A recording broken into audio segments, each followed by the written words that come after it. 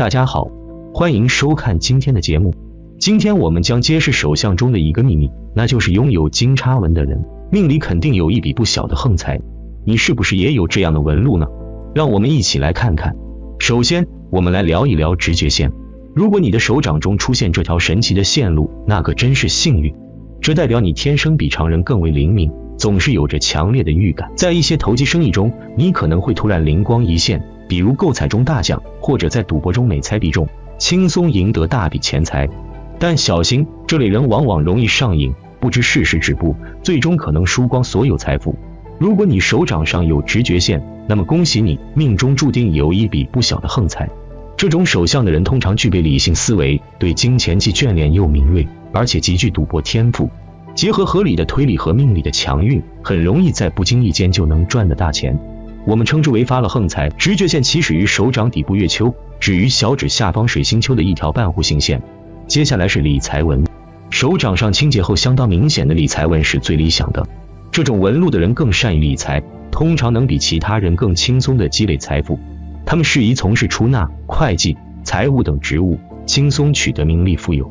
相反，如果理财纹杂乱难辨，可能会导致整个一生忙碌于繁忙的日常生活中，难以过上富有的生活。再来看看田字纹，拥有这种纹路的人天生就有着祖上殷实的家境，拥有丰富的地产，即便什么都不做，凭借着祖上的家产就足以养活3代人。这种人生来命好，稍加努力就能取得巨大的成功。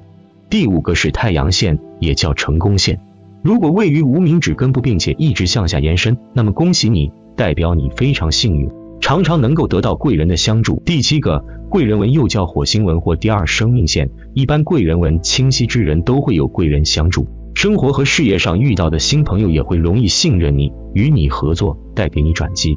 手掌有肉代表有福，也就是我们说的有靠山。第8个阴质线不仅仅脸上有，手上也有。手上的阴质线位置与贵人纹一样，也可以说是贵人纹的一种强势的变化。当贵人纹有3条十分清晰的时候，就成了阴质线，也叫3金线。手相阴质线说明你前世积下很多功德，那些上一世受恩于你的人，今世会来报恩，因此今生你会很有贵人缘。即便是刚刚认识的朋友，也会莫名其妙的信任你，为你赴汤蹈火。手相阴质线之人是最典型的前有贵人，后有靠山的有福之人。第9个钱财纹也称为理财纹，是指在小指和无名指中间下面很多细细的斜线。如果这些线比较深且多的话，代表着财旺钱多，一生有花不完的钱，生活上大富大贵。第10个手中的线互相交错中构成大的四方形或者为三角形或的人，甚至手中形成多个四方形或者三角形，这些形状为财库，代表着财富。不管男女，他们在钱财的运气上会比较幸运，容易大富大贵。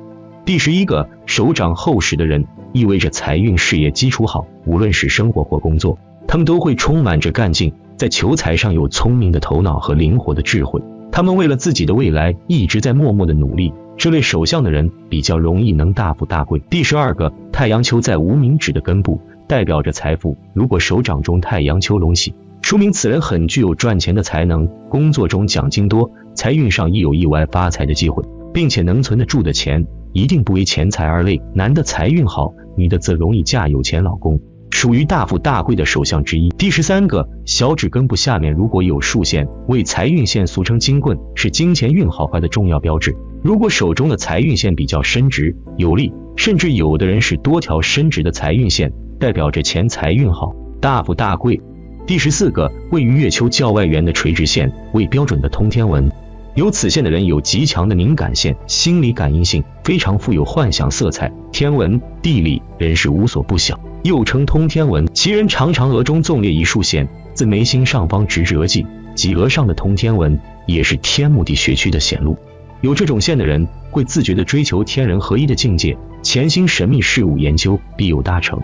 双手都有通天纹的，前世必是大善之人，今生头顶有灵光，一生有神灵庇佑，在事业上必有大的作为，一生财运不断。有此纹的人一生不缺钱，一般有通天纹的人双手都会有，此人八字必是天以贵人心，还会给别人带来好运财运，一生大成大富。第2，案例分析，虎虎生风的手相，根基深厚之人必是富贵相。第1个金星丘尤其的饱满开阔，体质加精力充沛，根基深厚，只是中指土星有些杂乱。中指代表自身，土星丘代表责任感，此处杂文多，代表自信心不强，面对困难有些易逃避，有利有弊，利在会审时度势，避其锋芒，弊端在易形成习惯，自身才能易被埋没，潜力难挖掘。十指巽宫财位倒是饱满，伴有井字纹，财运如井水，源源不绝。财虽一般，但有稳定的钱财入账。从这深刻的事业线也看出，本质有保障，稳定少起伏。掌心明堂凹陷，能存财守财。纹路看有穿掌的格局，但是生命线和脑线初期有些粘贴，独立能力强，但是对父母有心怀感恩，成家立业后会颁布父母。不过穿掌人格局还是有，敢闯敢干。事业线也有一马平川的格局，加上金星丘饱满，穿掌和金星丘一定要配合得当，所以是非常不错的穿掌格局。感情线深刻，重情感性，人缘不错，从太阳线也可看出。不过重情之人，情路易动荡，容易陷入情网。脑线和情线见十字纹，年纪越大越相信玄学佛系，晚年易和佛家道家结缘。第二个，偏木行手，木人分强弱，原主属于强木人，强木人除了善谋多思之外，还有筋骨质的坚韧和毅力。十指巽宫财位饱满，财运旺，不过指缝漏，见缝隙，难守财官财。小指水星丘褶皱，有些影响晚运，加上小指明显偏短，和子女缘分不深，生命线尾端也见分叉，晚年易为子女操劳。纹路看是典型的穿掌，穿掌人思维活跃，独立能力强，敢闯敢干，只是金星丘偏窄，体质一般，精力有限，难以支撑穿掌人的好折腾。增强提示，运势会很快提升。生命线25至40岁左右，横纹干扰多，这个阶段经历恋爱、结婚、养家，阻碍多也正常。从感情线来看，姻缘来的不容易，有烂桃花干扰、犯情伤的经历。28岁之后，情路顺畅，婚姻稳定。40岁之后，生命线不见杂纹干扰，迎来收获的年纪，家庭稳定，婚姻幸福，人生渐入佳境。脑线尤其的深长有弧度，心态稳定。40岁之后不再有穿掌人的任性和洒脱，变得沉稳自信，收放自如。坎宫的杂纹和艮宫的青筋，提示腰肾和肠胃的保养。第三个，面相讲究五岳成朝拱之势，其中中岳居主位，也就是说比较高隆厚重才是贵相。女主面骨宽厚，但鼻太窄，典型的面大鼻小。所谓面大鼻小莫问财，财运一般，福运也不强。面宽厚之人多忠良，面窄薄之人多精明。女主属于前者，老实本分，适合过小日子。眉目端正不偏斜，不见高低，能有好姻缘，额高而宽，早运不错，能享祖荫庇护。眉眼弧度一直，田宅宫饱满，靠山也不错。眼长眼皮单，性温而缓，做事有条有理，节奏偏慢，眉顺眉浓，人缘和姻缘都不错。鼻为君，权为臣，鼻弱权强，本身是性缓之人，有时候旁人都为他着急，鼻梁的痣也有些伤财和伤夫运。虽然个性偏弱，依赖性强，不过好处是稳重持家，适合过小日子。人中稍浅，子嗣一般，但是奴仆宫饱满，和晚辈缘分深厚，子女易亲近。唇含不露，言语得当，知进退。唇角质有些招桃花，注意防范。下巴兜，晚年能见财。第四个，俗话说手大抓财，手大抓草，女主属于前者，长后直满，有些肉多于骨，骨为阳，肉为阴，偏营养质，执行力偏弱，但是福运很强，特别是这饱满的金星丘，运势根基深厚。指节间也见米康纹，衣食无忧，小康不愁。只是手指肌不长丘，有些被挤压，加上三大主线挨太近，手相格局受限，人生高度有限，小财易得，大财难求。虽然纹路格局偏小，但是纹路单拎出来不错，放在一起就格局显小了些。生命线初期不见杂纹倒纹，从小家庭环境不错，至少父母对自己关爱有加。脑线偏深，生命线偏浅，脑袋灵光，喜欢动脑，不太爱运动，执行力不强，这也是营养致人的通病，注意调整。事业线来看，不能说事业心不强，只是事业取得一点成就容易自满，野心不足，知足常乐，有利有弊。事业线在中期断开，这个断开对财运有些影响，会导致元宝财库出现开口，中年易漏财。感情线的错裂，加上下方见反抗线，不顾家人反对，为情执着。不过整体看感情向好。你身边有大拇指与手掌可成90度的人吗？他们尽都是，以后看到千万别跟他们做朋友呀。人的手掌五指可以伸屈自如，这是动物所不能做到的，而大拇指又可以不受其他手指的控制而弯曲自如，故大拇指为五指之首，在手相学中占有非常重要的地位，仅次于智慧线，是代表一个人的意志力和判断力，同时又代表了一个人的自尊心。一般来说，大拇指生得圆长又强壮发达者，其人身体健康，知识才能均优秀；短而弱小者，其人胆气不足，意志不坚，理智薄弱，性情粗野；长而优美者，性情理智，辨别能力强，富有进取心和冒险性，品质优秀。拇指的长度标准，大体上是拇指头到达食指第3节的一半即可。拇指与手掌成直角者，其人性格过刚，自尊自大，绝不甘居人下者，有狂妄极端之倾向。拇指小于直角或与掌接近者，其人缺乏独立性，神经过敏，胆小而拘泥。大拇指形状长而坚挺的人，代表幼年时期运势顺利，身体健康，学业有成，可以享受父母亲情及余荫。大拇指第1节代表意志，第1节过长的人意志力很坚强，不怕失败，但处理事情常常缺乏理性的判断。反之，第1节过短的人意志力不坚，遇到挫折时容易屈服。大拇指第2节代表理性，第2节过长的人智慧高，聪明过人，思路清晰，理解力强，冷静沉着。反之，第2节过短的人理解力较差，也比较不理性。大拇指第3节代表物欲，第3节过于丰满高耸的人为人性急冲动。反之，第3节过于低泄的人代表身体虚弱，体弱多病，性格冷漠。当一个人伸出手掌时，大拇指与其余4指之间张开的角度越大，个性越独立自主，积极负责，不喜欢被拘束，有创造力，喜欢自由发挥。反之，大拇指与其余4指之间张开的角度越小，代表越保守，越依赖，缺乏开创力，个性沉默，甚至带有神经质。拇指可分为3个部分，第1骨节部代表意志，第2骨节部代表理性及思维，第3骨节部即金星丘代表爱情。拇指各个骨节部往往发育不均衡，故第1节特别发达，而表现为其人意志坚定，不易为环境所屈服，但理性和爱情方面较差。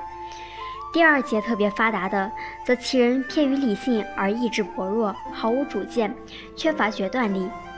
第3节特别发达的，则其人感情用事，意志思维均为爱情支配，真正的爱情奴隶。拇指又按其柔软及弯曲程度分为：1、柔软关节的拇指，思维多，行动少，做事缺乏深思熟虑，善变；金钱方面挥霍无度，善交际应酬；与人相处豁达大度，宽宥他人，喜怒必形于色，毫不隐藏，并富于同情心，且能随遇而安。若拇指又稍微向后仰，则表示其人慷慨豪爽，出手大方，但其有判断力，因此还不至于挥霍无度。拇指弯曲向后越明显，则上述特征也越显著。强硬关节的拇指，僵硬挺直不弯曲，讲究实际，意志力坚定，遇事深思熟虑，小心谨慎，守秘密，做事有步骤，有所希冀，必介于实际行动，但个性强，固执，有忍耐力，喜怒哀乐不形于色。若第1节长而大，则其人之反抗性、坚定性愈强。硬直稍微能扭曲者，除具有僵硬挺直的拇指性格之外，还具有柔软关节稍微向后仰至拇指的一些性格，即双重性。一方面表示为坚决性、反抗性，另一方面又具有宽容性、灵活性。拇指较其形状分为分头形、圆头形、蜂腰形、棍棒形、反仰形5种。方头形，上节之骨方长而广大，坚固有力，下节之末端有肉鳞。据此拇指者，循规蹈矩，举止不苟。此方头形拇指一定要方正无偏，如内屈无力或外无神，则其人必心性偏狭，做事诡秘自私。圆头形，指形长而头圆大，节直而宽，思想纯洁，为人朴实，心地忠厚，对人颇有义气，谋事多，易成功。3. 蜂腰形，指骨微小而短约，指头宽扁而略长，犹如黄蜂之腰也。具此拇指者，反应灵敏而速度敏捷，有辩论才能，创意才能均优。4. 棍棒形，上下两节圆大相同，其肉紧实，其形挺直，约长接应，生养不灵，关节不甚发达，指头末端微小，指甲厚长，指纹粗大。其人天赋虽强，然性情孤僻，言语耿直，做事呆板，交际简单，守旧有余，创新不足。5. 反仰形，反仰形拇指又分为方头和尖头。方头反仰形，为人端正，处事有方，思想丰富，学术渊博，性情潇洒，见解独特，做事迅速，对人侠义，谋略出众，举止超群，随机应变，不受拘束，自由随便。尖头反仰形，自命不凡清高，好风流，崇尚奢华，虽机智灵活，但意志不坚，喜怒无常，情绪化，容易改变方针。4.